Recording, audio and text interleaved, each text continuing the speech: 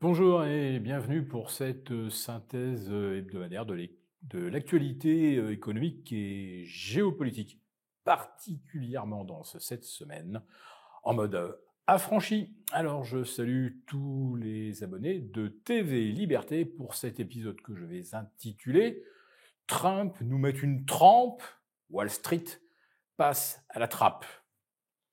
Ouais, il fallait le trouver, ce titre, mais qui résume assez bien la situation. Trump, c'était l'ami des marchés. Wall Street était sa boussole. Et puis, tout d'un coup, il annonce que les pleurs des investisseurs, il n'en a rien à faire, et que si les constructeurs automobiles américains doivent augmenter leur prix, eh bien, il n'en a rien à fiche. Bon, on se disait que là, il y va un peu fort, et que lorsqu'il annoncerait la hausse des tarifs douaniers, on verrait qu'il a su rester raisonnable. En réalité, il a fait exactement ce qu'il avait dit, et avec une brutalité toute trumpienne, et qui, manifestement, a pris les marchés de court. En effet, lors de l'annonce, mercredi dernier, vers 22h10, on a vu le Nasdaq perdre, tenez-vous bien, 5% en ligne droite en transactions hors séance, perdre 5% et moins 4 pour le S&P 500. Cela détruisait, tenez-vous bien, un peu plus de 2000 milliards de richesses boursières. Oui, si ça c'est pas passer Wall Street à la trappe, je ne sais pas comment ça s'appelle. Eh bien, c'est peut-être justement un début de l'opération. Je m'explique.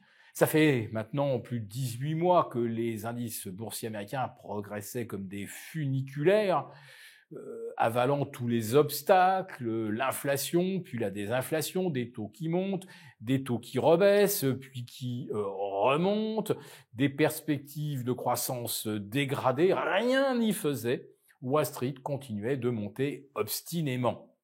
Or, le vrai problème des États-Unis pour 2025, c'est pas de battre de nouveaux records sur Wall Street, c'est de refinancer la dette américaine. Et là, il s'agit pratiquement d'un quart des 36 000 milliards d'encours de dette. Alors, vous voyez que les États-Unis sont pratiquement à 120% de ratio dette sur PIB. La France n'en est pas très très loin. On vient de découvrir que cette année, il y aura en fait 40 milliards de déficit supplémentaires par rapport à ce qui était prévu dans notre budget.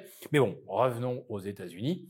Trump a donc un premier souci, refinancer la dette, dont une bonne partie provient des mesures de soutien à l'économie de la période Covid, et qui est mieux placé que Donald Trump pour savoir que les chèques fédéraux ont coûté des milliers de milliards aux États-Unis, puisque c'est lui-même qui les a lancés. Alors c'est vrai que la mise à l'arrêt de l'économie américaine, c'est pas Donald Trump, c'était son conseiller santé, monsieur Anthony Fauci. C'est lui, le monsieur confinement. C'est lui, le monsieur on met les masques. C'est lui, le monsieur distanciation sociale. C'est lui, restez chez vous, ne retournez pas au boulot. Ce qui a provoqué un véritable krach d'ailleurs dans le secteur de l'immobilier commercial. Mais bon, Trump a été obligé de suivre un petit peu l'exemple de la Chine et de l'Europe, et cela a donc coûté des milliers de milliards aux États-Unis. Et c'est ça qui aujourd'hui, ce sont ces dettes émises en 2020 qui viennent aujourd'hui à échéance. L'autre souci de Donald Trump, c'est également de rétablir les balances bilatérales, balances commerciales bilatérales avec les autres pays. Et c'est là qu'on s'aperçoit, lorsqu'il a présenté mercredi dernier son fameux tableau avec les droits de douane appliqués, il montrait que tel pays appliquait 40%, donc il est que près de 20%, c'est l'Europe. Il a montré, y compris le Japon, qui se retrouve avec 24% de droits de douane, comme si le Japon appliquait 48% aux États-Unis. Évidemment, ça n'existe pas. La Suisse, 31% de droits de douane. Est-ce que la Suisse impose les produits venus d'Amérique à 62%? Naturellement, non. En revanche, regardez bien, vous prenez le solde des échanges américains, vous prenez une base 100. Alors, si c'est 50-50, là, les échanges sont équilibrés. Trump applique un tarif universel de 10%. Si par contre, comme avec le Vietnam, vous êtes avec 90% de produits exportés vers les États-Unis et 10% seulement importés depuis les États-Unis, eh bien là, vous vous retrouvez avec un pays qui a un excédent de 90% et Donald Trump applique 45%. Là, eh bien, vous voyez que ça fonctionne. Donc, le but de Donald Trump, c'est non seulement de faire rentrer de l'argent tout de suite, là aussi, pour refinancer des déficits, mais le but est également de rééquilibrer durablement les échanges commerciaux. Et ça veut dire quoi, ça ?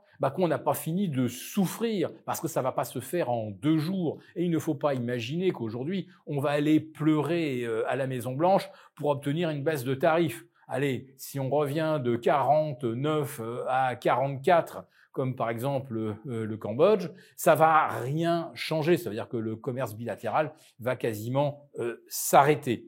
Donc, on est parti pour souffrir un bon bout de temps. Et ça, Wall Street ne l'avait pas anticipé. Mais si l'argent quitte massivement Wall Street, où ira-t-il se mettre à l'abri ? Sur les treasuries, c'est-à-dire les bons du Trésor américain. Et ça, cet afflux de liquidités peut permettre aux États-Unis, justement, de passer le cap très difficile de 2025. Allez, on va terminer sur une petite note d'humour. Figurez-vous que la France a de la chance, parce que nous, si on écope de 20% de droits de douane, en revanche, la Guadeloupe, la Martinique, pour eux, ce sera 10%. Pourquoi ? Eh bien, ce sont de petits États caraïbes. En tout cas, c'est ainsi que l'administration Trump l'a vu. Et des Caraïbes jusqu'au sud de l'Amérique du Sud, eh bien, les droits de douane ne sont que de 10%. Autrement dit, si la France veut exporter sans se prendre les 20%, eh bien, ils n'ont plus qu'à transformer Fort-de-France en un gigantesque comptoir commercial en espérant que les Américains n'y verront que du feu. Bon, évidemment, ce ne sera pas le cas, mais le commerce mondial qui ralentit, vous l'avez compris, ça a un nom, récession. Les tarifs douaniers qui augmentent les prix des produits importés, ça a un nom, l'inflation. Les deux réunis, ça donne la stagflation. Et oui, c'est bien ça qui fait passer Wall Street à la trappe.